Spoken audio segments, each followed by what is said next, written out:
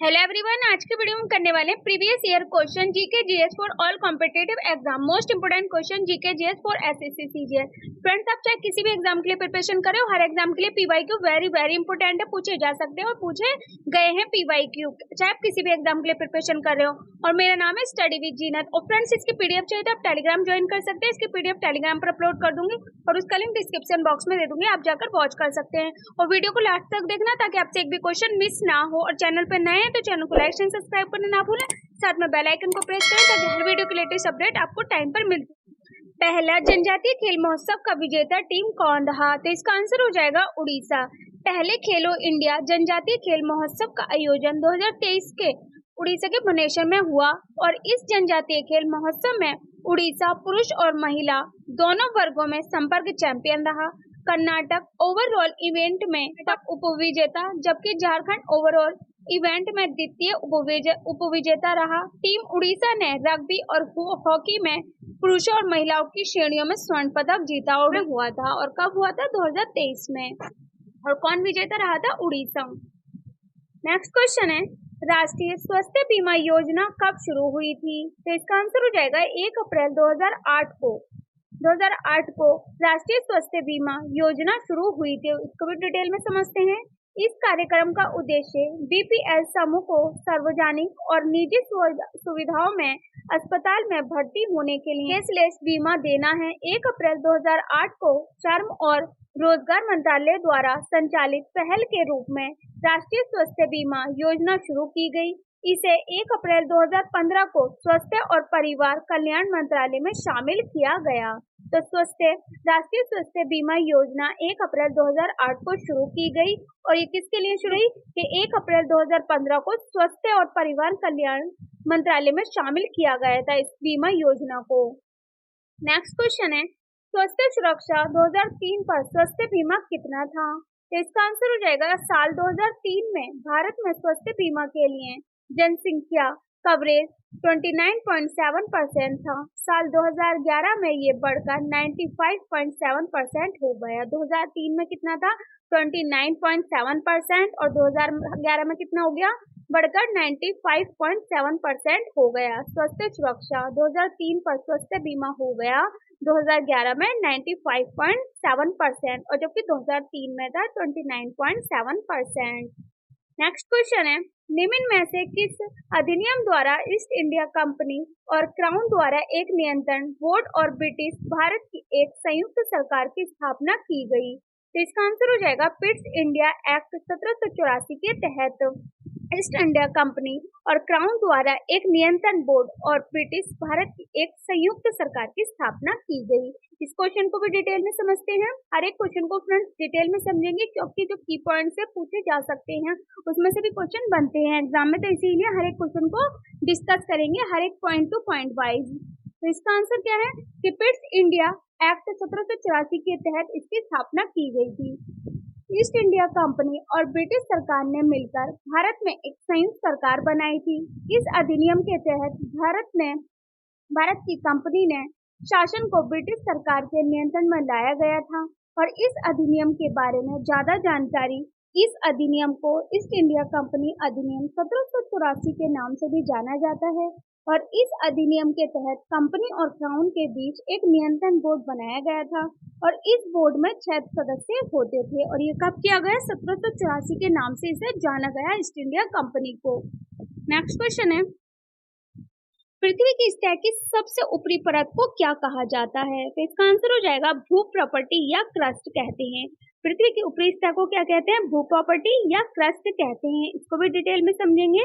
पृथ्वी की सतह की सबसे ऊपरी परत प्रॉपर्टी कहते हैं।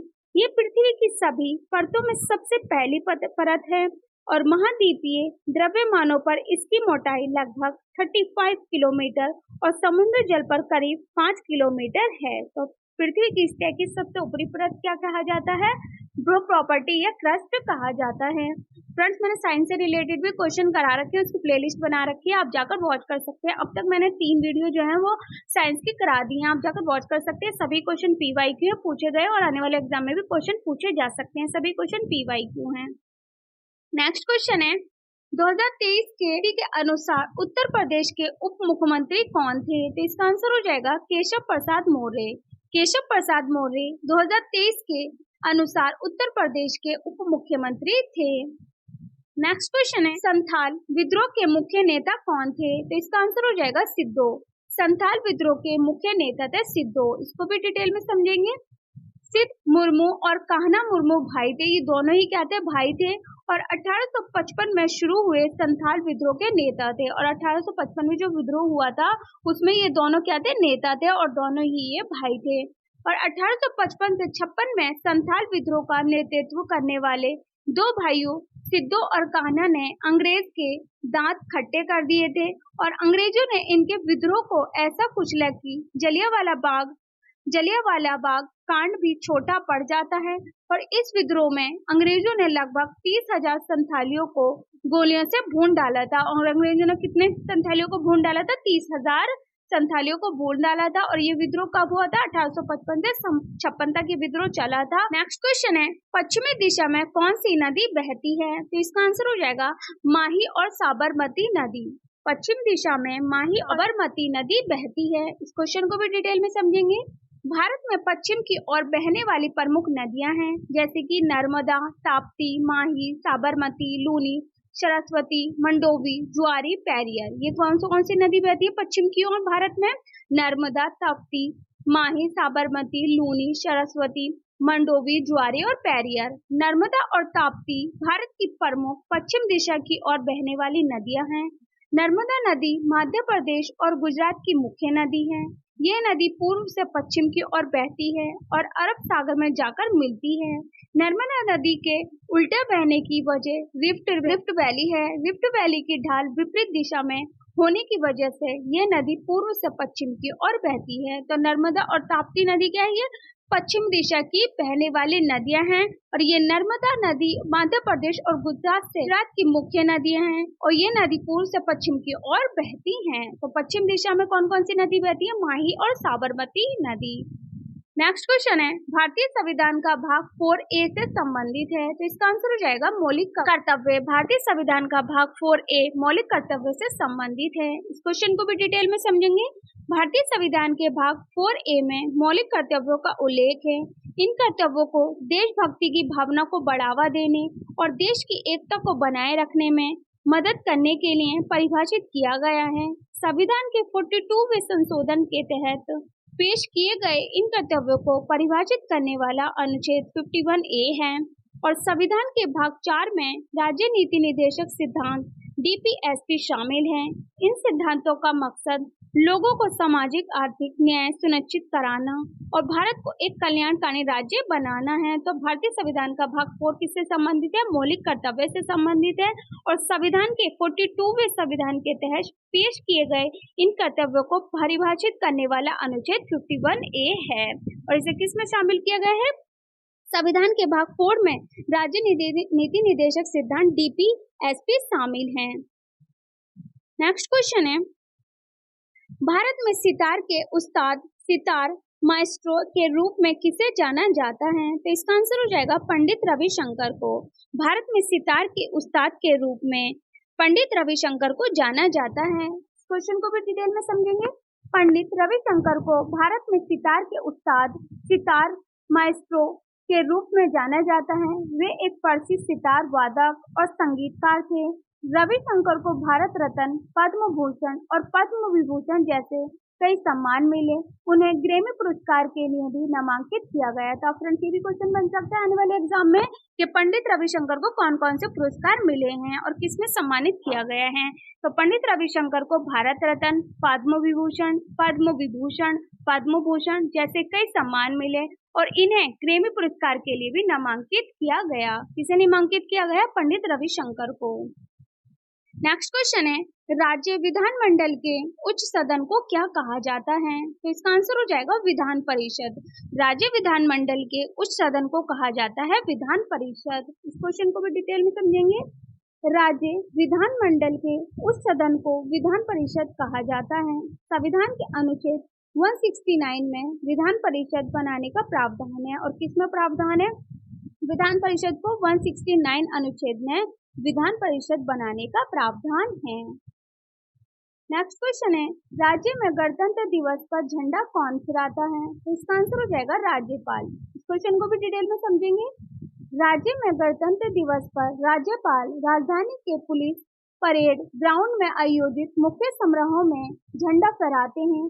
इस अवसर पर राष्ट्रीय ध्वज और राज्यपाल को गार्ड ऑफ ऑनर दिया जाता है। साथ ही राज्यपाल प्रदेशवासियों के नाम अपना संदेश भी देते हैं। तो राज्य में गणतंत्र दिवस पर झंडा कौन फहराता है? राज्यपाल, और राज्यपाल को गार्ड ऑफ ऑनर दिया जाता है। साथ ही राज्यपाल प्रदेशवासियों के नाम अपना संदेश भी देते हैं। नेक्स्ट क्वेश्चन है, न्यायालय किस अधिनियम या वर्ष में स्थापित हुआ? तो इसका आंसर हो जाएगा 26 जनवरी 1950 को। इस क्वेश्चन को भी डिटेल में समझेंगे। भारत का उच्चतम न्यायालय भारत के संविधान के तहत एक सर्वोच्च न्यायिक निकाय है। संविधान के अनुच्छेद 124 में कहा गया है कि भारत का एक उच्चतम न्यायालय होगा और 26 जनवरी 1950 को संविधान के लागू होने के साथ ही उच्चतम न्यायालय अस्तित्व में आया। तो न्यायालय किस अधिनियम में स्थापित हुआ? 26 जनवरी 1950 को। नेक्स्ट क्वेश्चन, जीवाणुओं से होने वाले कुछ रोग ये हैं, जैसे कि टाइफाइड, बुखार, हैजा, तपेदिक प्लेग, डिप्थीरिया, काली खांसी, टिटेनस, कुष्ठ रोग, निमोनिया, मूत्र मार्ग में। तो जीवाणु से होने वाले रोग क्या है पूछा जा सकता है, तो कौन कौन से? टाइफाइड, बुखार, कोई भी क्वेश्चन आ सकता है कि जीवाणु से कौन कौन से रोग होते हैं। ऑप्शन में टाइफाइड भी आ सकता है, हैजा, तपेदिक। तो ये सभी रोग किससे होते हैं? जीवाणुओं से होते हैं। टाइफाइड, बुखार, हैजा, तपेदिक प्लेग, डिप्थीरिया, काली खांसी, कुष्ठ रोग, निमोनिया, मूत्र मार्ग में संक्रमण आदि। नेक्स्ट क्वेश्चन है, कैलोरीमीटर बनाने के लिए किस सामग्री का उपयोग किया जाता है? तो इसका आंसर हो जाएगा तांबे का। कैलोरीमीटर बनाने के लिए तांबे सामग्री का उपयोग किया जाता है। इसको भी डिटेल में समझेंगे।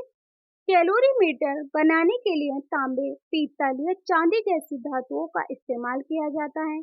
कैलोरीमीटर बनाने के लिए तांबे का इस्तेमाल इसलिए किया जाता है क्योंकि एक अच्छा ऊष्मा चालक होता है। किस लिए किया जाता है? क्योंकि एक अच्छा ऊष्मा चालक है, इसीलिए कैलोरीमीटर बनाने के लिए तांबे का उपयोग किया जाता है। नेक्स्ट क्वेश्चन है, भारत के बाहर सबसे ज्यादा हिंदू आबादी किस देश की है? इसका आंसर हो जाएगा नेपाल। भारत के बाहर सबसे ज्यादा हिंदू आबादी नेपाल देश की है। इसको की पॉइंट्स को समझते हैं। दुनिया में नेपाल की आबादी में सबसे ज्यादा हिंदू हैं। नेपाल में करीब 80.6% आबादी हिंदू है। भारत में करीब 78.9% आबादी हिंदू है। मॉरिशस में करीब 50% से ज्यादा आबादी हिंदू है। बांग्लादेश में करीब 1,35,00,000 हिंदू हैं। इंडोनेशिया में करीब 48 लाख हिंदू हैं। फ्रेंड्स, आने वाले एग्जाम में की पॉइंट पूछे जा सकते हैं कि दुनिया में नेपाल की आबादी में सबसे ज्यादा जो है हिंदू नेपाल में है, और भारत में कितने हैं? मॉरिशस, बांग्लादेश या इंडोनेशिया में कोई भी क्वेश्चन एग्जाम में बन सकता है। तो इसके की पॉइंट्स को अलग से लिख लेना और साथ के साथ इसके नोट्स बनाते जाएं। और भी देखते हैं, पाकिस्तान में करीब 40 लाख हिंदू हैं। श्रीलंका में करीब 30 लाख हिंदू हैं।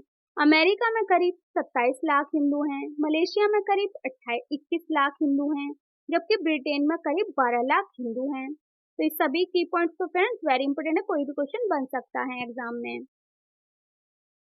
नेक्स्ट क्वेश्चन है, वर्ष 2002 के प्रतिष्ठित महाराष्ट्र भूषण पुरस्कार से किसे सम्मानित किया गया? तो इसका आंसर हो जाएगा भीमसेन जोशी। भीमसेन जोशी को 2002 के प्रतिष्ठित महाराष्ट्र भूषण पुरस्कार से सम्मानित किया गया। भीमसेन जोशी को साल 2002 में महाराष्ट्र भूषण पुरस्कार से सम्मानित किया गया। फ्रेंड्स, इनके की पॉइंट्स को भी समझते हैं जो आने वाले एग्जाम में क्वेश्चन पूछे जा सकते हैं। 2021 आशा भोसले जिन्हें संगीत के पुरस्कार मिला था। 2022 में अप्पा साहेब धर्म अधिकारी, इन्हें किसमें मिला था? समाज सेवा के उसमें मिला था। और 2023 में मिला था अशोक सराफ को, इन्हें मिला था कला के क्षेत्र में। और 2024 में प्रतीक महाजन को मिला था कला और साहित्य के क्षेत्र में। ये आने वाले की पॉइंट्स पूछे जा सकते हैं एग्जाम में। की पॉइंट्स वेरी इंपॉर्टेंट है, क्वेश्चन बन सकता है। मिला था जैसे कि 2021 में आशा भोसले को संगीत के क्षेत्र में मिला था, और 2022 में आपा साहेब को धर्माधिकारी जो कि समाज सेवा के क्षेत्र में मिला था, और अशोक सराफ को 2023 में मिला था कला के क्षेत्र में भूषण पुरस्कार। और 2024 में मिला था प्रदीप महाजन को कला और साहित्य के क्षेत्र में भूषण पुरस्कार से सम्मानित किया गया था। नेक्स्ट क्वेश्चन है, निम्नलिखित में से किसे भारतीय शास्त्रीय संगीत में सरोद सम्राट के नाम से जाना जाता है? तो इसका आंसर हो जाएगा उस्ताद अमजद अली खां को। इसको भी डिटेल में समझते हैं। सरोद सम्राट उस्ताद अमजद अली खान, प्रयाक्त सरोद वादक उस्ताद अमजद अली खान बंगश सरोद सम्राट के नाम से भी जाने जाते हैं। इनका जन्म ग्वालियर के शास्त्रीय संगीतकारों के परिवार में हुआ था। नेक्स्ट क्वेश्चन है, इंदिरा बोरा एक अंतर्राष्ट्रीय स्तर पर प्रशंसित नृत्य गाना को 2020 में पद्मश्री से सम्मानित किया गया था। वे एक निम्नलिखित में से किस नृत्य शैली में अपने योगदान के लिए प्रसिद्ध हैं? तो इसका आंसर हो जाएगा शास्त्रीय। किसके लिए प्रसिद्ध है? इंदिरा बोरा शास्त्रीय के लिए प्रसिद्ध हैं। और 2020 में प्रसिद्ध नृत्य गाना इंदिरा बोरा पद्मश्री सम्मान मिला। वे शास्त्रीय नृत्य शैली में अपने योगदान के लिए प्रसिद्ध है और इन्हें कौन सा पुरस्कार मिला है? शास्त्रीय को इंदिरा बोरा को पद्मश्री सम्मान मिला है और कब मिला है? 2020 में। नेक्स्ट क्वेश्चन है, निम्नलिखित में से कौन शुद्ध घरेलू उत्पाद एनडीपी की अवधारणा का सबसे अच्छा निरूपण है? तो इसका आंसर हो जाएगा सकल घरेलू उत्पाद मूल्यह्रास। किससे संबंधित है? सकल घरेलू उत्पाद मूल्यह्रास घरेलू उत्पाद की अवधारणा का सबसे अच्छा निरूपण है सकल घरेलू उत्पाद मूल्यह्रास। नेक्स्ट क्वेश्चन है, समता सैनिक दल एसएसडी का गठन किसने किया था? तो इसका आंसर हो जाएगा समता सैनिक दल समानता के लिए संगठन, संक्षेप में एसएसडी 13 मार्च 1927 को बाबा साहेब भीमराव अंबेडकर द्वारा स्थापित एक सामाजिक संगठन है जिसमें भारतीय समाज के सभी उत्पीड़ित वर्गों के अधिकारों की सुरक्षा का उद्देश्य है। तो इसका आंसर क्या हो जाएगा? कि समता सैनिक दल का गठन किसने किया था? तो बाबा साहेब भीमराव अंबेडकर द्वारा स्थापित एक सामाजिक संगठन है और ये कब किया गया था? 13 मार्च 1927 को किया गया था। नेक्स्ट क्वेश्चन है, निम्नलिखित में से कौन सा एक पोरीफेरा संघ का वर्ग नहीं है? तो इसका आंसर हो जाएगा हाइड्रा संघ निडारिया। हाइड्रा संघ निडारिया एक पेरीफोरा संघ का वर्ग नहीं है। नेक्स्ट क्वेश्चन है, महालेश्वर से कौन सी नदी बहती है? तो इसका आंसर हो जाएगा कृष्णा नदी। कृष्णा नदी, ये नदी महाराष्ट्र, कर्नाटक, तेलंगाना और आंध्र प्रदेश से होकर बहती है और बंगाल की खाड़ी में मिलती है। तो महाबलेश्वर कृष्णा नदी निकलती है। कहाँ से निकलती है? महाबलेश्वर से कौन सी नदी निकलती है? कृष्णा नदी निकलती है। और किस किस राज्य से होकर निकलती है? ये नदी महाराष्ट्र, कर्नाटक, तेलंगाना और आंध्र प्रदेश से होकर बहती है और बंगाल की खाड़ी में मिलती है। महाबलेश्वर से 5 नदियां निकलती हैं जैसे कि कृष्णा, वेना, कोयना, सावित्री और गायत्री। तो आने वाले एग्जाम में क्वेश्चन ये भी मिल सकते हैं कि महाबलेश्वर से कौन कौन सी नदी होकर बहती हैं। तो 5 नदियां हैं। कौन कौन सी हैं? कृष्णा, वेना, कोयना, सावित्री और गायत्री। मानसून के बारे में महाबलेश्वर की सैर, इन 5 नदियों को पंचगंगा कहा जाता है। महाबलेश्वर के पुराने शहर में पंचगंगा मंदिर है जहाँ से इन नदियों का उद्गम माना जाता है। नेक्स्ट क्वेश्चन है, ग्राम पंचायत के गठन का उल्लेख किस अनुच्छेद के अंतर्गत किया गया है? तो इसका आंसर हो जाएगा आर्टिकल 40। फ्रेंड्स, आर्टिकल से रिलेटेड भी क्वेश्चन पूछे गए हैं पीवाईक्यू और आने वाले एग्जाम में भी क्वेश्चन पूछे जा सकते हैं। मैंने इसकी भी प्लेलिस्ट बना रखी है, आप जाकर वॉच कर सकते हैं। मैंने उसमें सभी क्वेश्चनों को डिटेल में समझाया और सभी के की पॉइंट्स भी लिए हैं, तो उन क्वेश्चनों को देख लेना। सभी क्वेश्चन पीवाईक्यू हैं और उसकी प्लेलिस्ट बना रखी है आर्टिकल की, आप जाकर वॉच कर सकते हैं। तो इसका आंसर क्या हो जाएगा? आर्टिकल 40। ग्राम पंचायत के गठन का उल्लेख आर्टिकल 40 अनुच्छेद के अंतर्गत किया गया है। इस क्वेश्चन को भी डिटेल में समझते हैं। भारतीय संविधान के अनुच्छेद 40 के तहत ग्राम पंचायतों के संगठन का उल्लेख है। वहीं अनुच्छेद 243 से 243(0) के तहत पंचायती राज व्यवस्था से जुड़े कई प्रावधान हैं। इनमें पंचायतों की संरचना, शक्तियां, अवधि, आरक्षण और परिभाषाएं शामिल हैं। नेक्स्ट क्वेश्चन है, चोल का प्रतीक चिन्ह क्या था? तो इसका आंसर हो जाएगा बाघ। चोल का प्रतीक चिन्ह बाघ है। चोलों की राजधानी उरेयूर थी। चोलों की राजधानी पूछी जा सकती है एग्जाम में कि चोलों की राजधानी क्या थी, तो चोलों की राजधानी है उरेयूर। और बाघ उनके राज्य का प्रतीक है, और बाघ क्या उनके राज्य का प्रतीक है, तो चोल राज्य का यूर। नेक्स्ट क्वेश्चन है ग्लूकोज में कार्बन का प्रतिशत है, तो इसका आंसर हो जाएगा ग्लूकोज का रासायनिक सूत्र C6H12O6 है। इसमें 6 कार्बन परमाणु, 12 हाइड्रोजन परमाणु और 6 ऑक्सीजन परमाणु शामिल हैं। तो ग्लूकोज में कार्बन का प्रतिशत है C6H12 और O6 और इसमें 6 जो है वो कार्बन परमाणु हैं, 12 हाइड्रोजन परमाणु हैं और 6 ऑक्सीजन परमाणु शामिल हैं। नेक्स्ट क्वेश्चन है नई दिल्ली में स्थित जंतर मंतर खगोलीय वेधशाला का निर्माण किसने करवाया था, तो इसका आंसर हो जाएगा महाराजा सवाई जय सिंह द्वितीय ने करवाया था। इस क्वेश्चन को भी डिटेल में समझते हैं।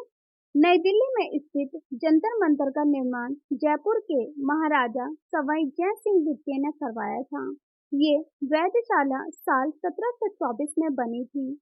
जय सिंह द्वितीय एक उत्साही खगोल शास्त्री और विद्वान थे। उन्होंने खगोलीय गणनाओं और प्रक्षेपणों के लिए सटीकता लाने के लिए जंतर मंतर का निर्माण करवाया था। और कब करवाया था? 1724 में करवाया था। और किसने करवाया था? महाराजा सवाई जय सिंह द्वितीय ने करवाया था। और ये कहाँ पर है जंतर मंतर? नई दिल्ली में है। क्वेश्चन पूछे जा सकते हैं एग्जाम में। और निर्माण कहाँ हुआ था? उदयपुर के महाराजा सवाई जय सिंह द्वितीय ने करवाया था। कहाँ पर हुआ था? उदयपुर में। और जंतर मंतर कहाँ है? नई दिल्ली में। और कब करवाया था? 1724 में। और किसके लिए कराया गया था? खगोलीय गणनाओं और प्रक्षेपणों के लिए सटीकता लाने के लिए जंतर मंतर का निर्माण करवाया गया था। नेक्स्ट क्वेश्चन है डाइमकस किस मौर्य साम्राज्य के दरबार में आया था, तो इसका आंसर हो जाएगा बिंदुसार के। डाइमकस बिंदुसार के दरबार में आया था।